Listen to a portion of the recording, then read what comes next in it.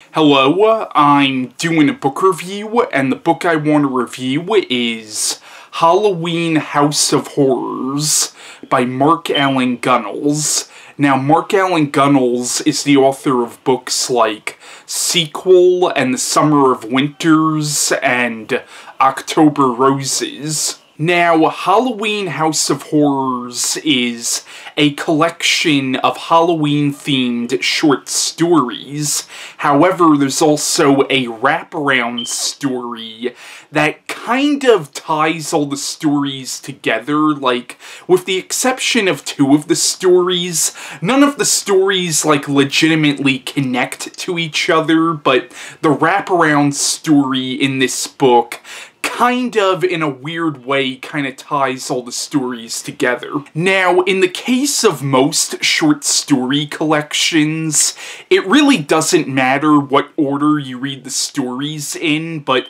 because of the wraparound story that's in this book, it's a lot more fun if you read all the stories in order, I think. Now, I actually really liked the wraparound story that's in this because it reminded me a lot of something that I would have seen in an anthology film, and one thing I really do like about Mark Allan Gunnells' works is you could just tell from reading his books that he is a big movie fan, and also I've spoken to him quite a few times on Facebook, and I can tell you from talking to the man that he is a very, very big movie fan, and if you read a lot of his books, you could just tell that from reading his writing, and like he makes a lot of references to movies, and a lot of his books almost read like something you would see in a movie, and this, like, his book Sequel was very much a tribute to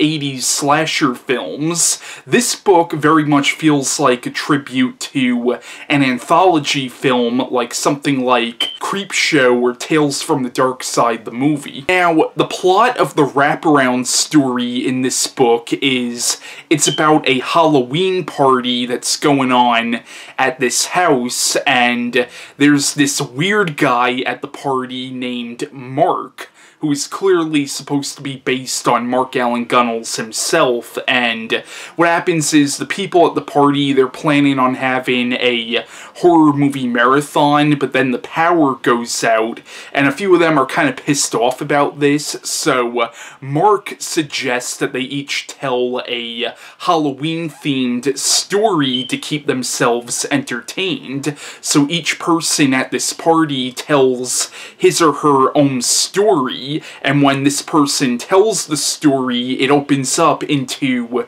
the story that they're telling. Now, the first story in the collection is called The Halloween Massacre Marathon at the Sunrise Drive-In. Now, this was a really, really fun story. Basically, it's about these two friends who go to this horror movie marathon at this drive-in theater, but when they get there, unfortunately for them and the other people at this drive-in, it's basically not what they thought it was going to be, and that's all I want to say about this story, but this story actually reminded me a lot of the Italian horror film Demons. Basically, the movie Demons was about these people who go to see this movie at this movie theater, but then the movie basically comes to life where, like, the people in the theater start getting possessed by demons.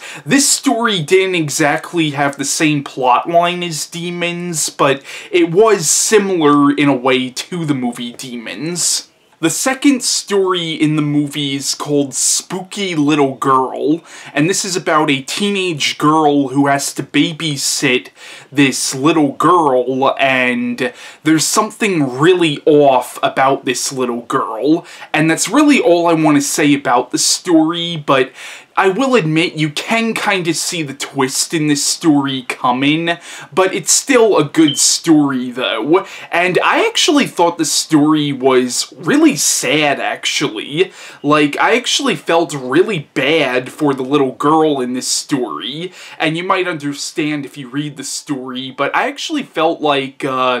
The story was more sad than scary, in my opinion, but it was a really good story, though. The third story in the book is called Jack-o'-lantern, and this is about this mentally challenged little boy who carves this jack-o'-lantern, and there's this kid in the story who constantly bullies him, and let's just say this bully ends up getting a supernatural comeuppance by the end of the story, and it has something to do with this jack-o'-lantern. That's all I want to say about this story, but this was a really good story, and it actually reminded me a lot of the Dean Koontz short story, The Black Pumpkin, which was published in Dean Koontz's collection, Strange Highways. The next story in the collection is called Spook House, and this is a really fun tribute to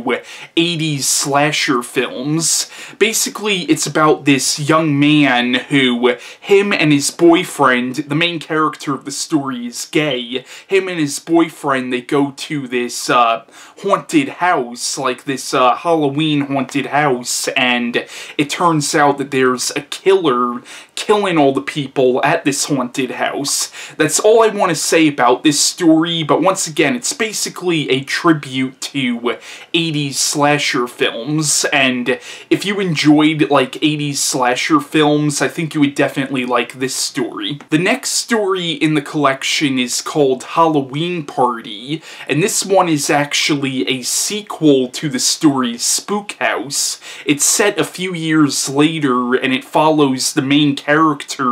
from the previous story who's traumatized because of what happened to him in the previous story, and in this story, a friend of his ends up inviting him to this Halloween party, and he reluctantly goes, and without giving too much away, now another killer is going after him. This story is also a really fun story as well, and what I liked about both this and Spook House is both stories actually have a lot of social commentary in them about the ways in which homosexuals are treated in our society, because I don't want to give too much away about this story, but let's just say that the killer in this story is going after the main character because he's gay. So there is, though it is a really fun and entertaining story, there is actually some serious social commentary in it,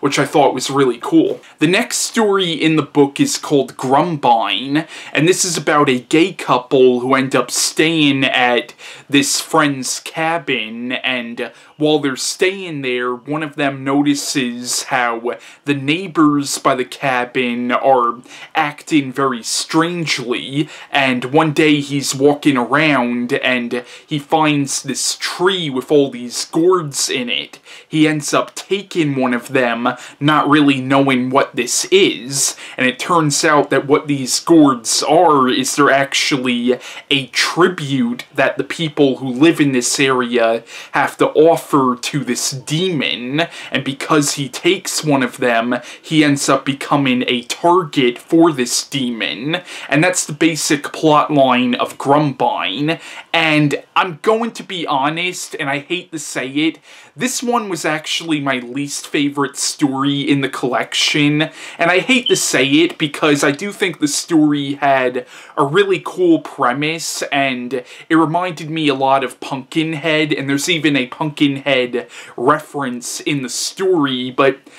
for some reason, the story just didn't really do it for me. However, there is something mentioned at the end of the story that I actually thought was really interesting, and honestly, that thing that's mentioned, I actually think would have made a kind of a more interesting story than the story that we got with this one. So, I hate to say it, this one was my least favorite story in the collection. However, it is still worth reading. The next story story in the book is called The Man Who Made Monsters, and this one is actually not a horror story like a lot of the other stories in this collection, and this is also, there's nothing supernatural about this story either. Basically, this story is about an old man who used to be a special effects artist for movies, and because he used to be a special effects artist, he can create, like, these really realistic looking, like, Halloween decorations, and so for one Halloween, he plans something big, and unfortunately, it doesn't work out the way he wants it to, and that's really all I want to say about this story. And this story, like, the ending of this story is just so freaking heartbreaking. And the story is really a commentary on how the younger generation, like this generation, doesn't really seem to appreciate practical effects because we have all this CGI effects now, which I personally disagree with. Like, I actually know more people who like practical effects than they do CGI effects, but it does seem like movie studios, like, they seem to pay more attention to, like, you know, CGI effects rather than practical effects, and I'm sorry, practical effects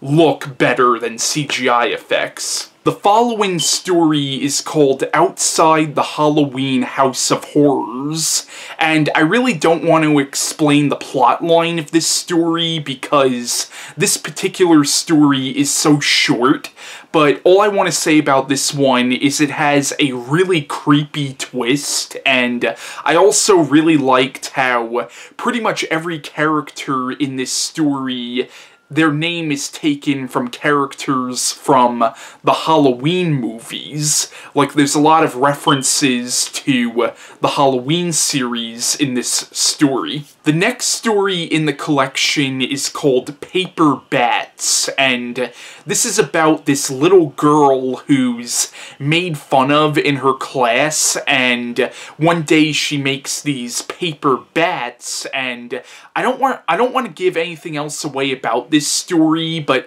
let's just say that this little girl has powers, and she ends up using these powers to get revenge on the students in her class, and my god, this short story has one of the creepiest fucking endings I've ever read in a story. Like, the ending of this story just made my freaking skin crawl. Like, this story is really, really freaking creepy. The next story is called Irresistible, and this is about this kid, this little boy, who loves jumping into piles of raked up leaves, and he constantly jumps into the raked up leaf piles on his neighbor's front lawn, and his neighbor is this, like, grouchy old man, and this really pisses this old man off, and this old man ends up planning a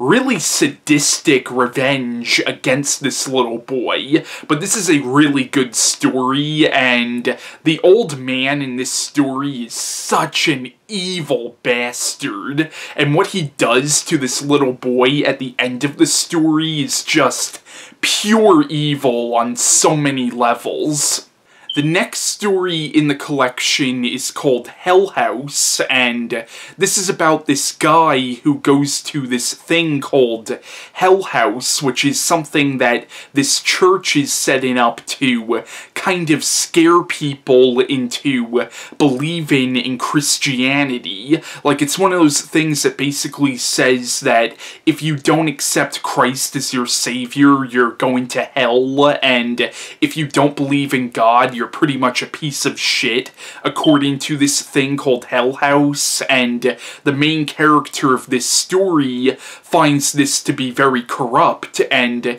he doesn't believe this is what God wants at all, well, and that's all I want to say about the plot of this story, but there's a really clever twist in the story. Now, Hell House has to be my favorite story in this whole collection. Like, this story is freaking amazing, and it's actually a really funny story as well. It's actually hilarious, in my opinion, because this story really comes off as being more of a satire on people who really kind of use their religion as an excuse to hate other people. That's really what this story is kind of a satire on, and it is a really, really funny story with some serious social commentary in it. The next story in the collection is called The Man with One Arm, and this isn't a horror story, but this is a really, really good story.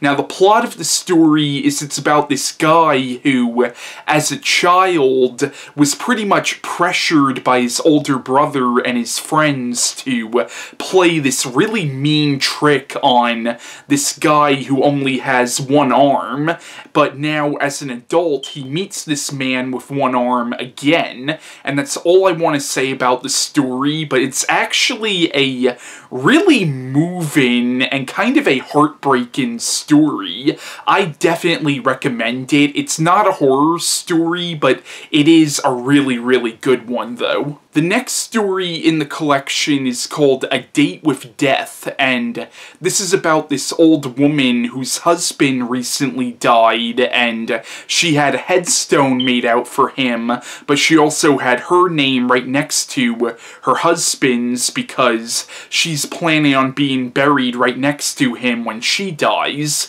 but there appears to be some kind of mistake where her death date also gets written on the headstone, and according to the death date, she's supposed to die on Halloween, so when Halloween comes around, she starts having a series of near-death experiences, and it appears that death is literally coming for her, and that's all I want to say about this story, but this is a really, really good story as well. The next story in the collection is called Tricks, and this is about a college professor who likes playing pranks on the students, and one day she plays a prank on the wrong student, and he ends up getting revenge on her, and that's all I want to say about this particular story, but this is a really good one. The following story is called The Land of Perpetual Autumn,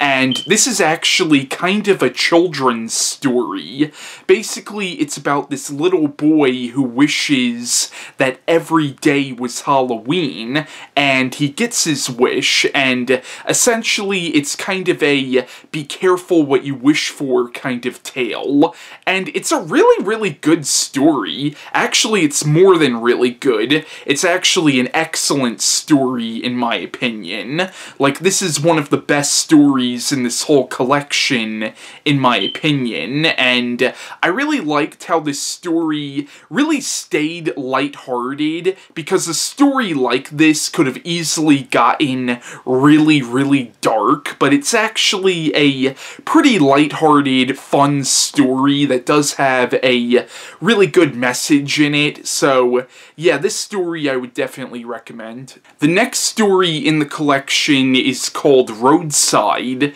and it's a really, really short story. It's only like 3 pages long, not even that, and it's about this couple who stop to admire this house that's decorated for Halloween, but one of them notices how frighteningly realistic the decorations are. That's all I want to say about this story. This one is really good, though. The story after that is Something Good to Eat, and it follows this woman handing out candy to trick-or-treaters, and basically she ends up running into real zombies. That's all I want to say about this one. The next story is called Massacre House, and this is about a guy who's talking about why his street doesn't celebrate Halloween anymore, because it turns out that the year before something horrible happened at this house on the street that this story takes place on.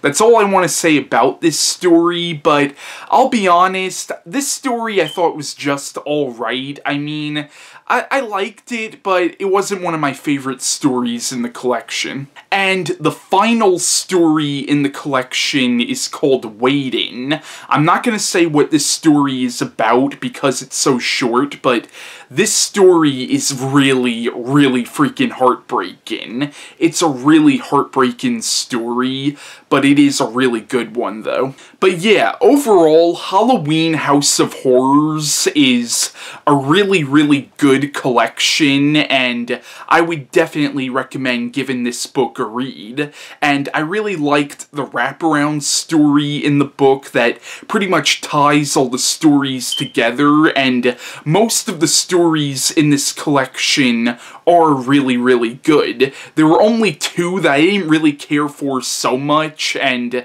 that was the Grumbine and Massacre House. Other than that, I definitely recommend the other stories in the collection. Now, in this collection, I want to say that Hell House and The Man with One Arm and The Land of Perpetual Autumn are probably my top 3 favorite stories in the whole book. Now, this book, along with a lot of Mark Allan Gunnells' other books, is available on Amazon, and you can order a physical copy of this book off Amazon, or you can get it in ebook form off Amazon. So definitely check out Mark Allan Gunnells' books, like this book and his other books as well. And he is a very talented writer, and I definitely recommend checking his books out. But yeah, that's my review on Halloween House of Horrors by Mark Allan Gunnells, and bye.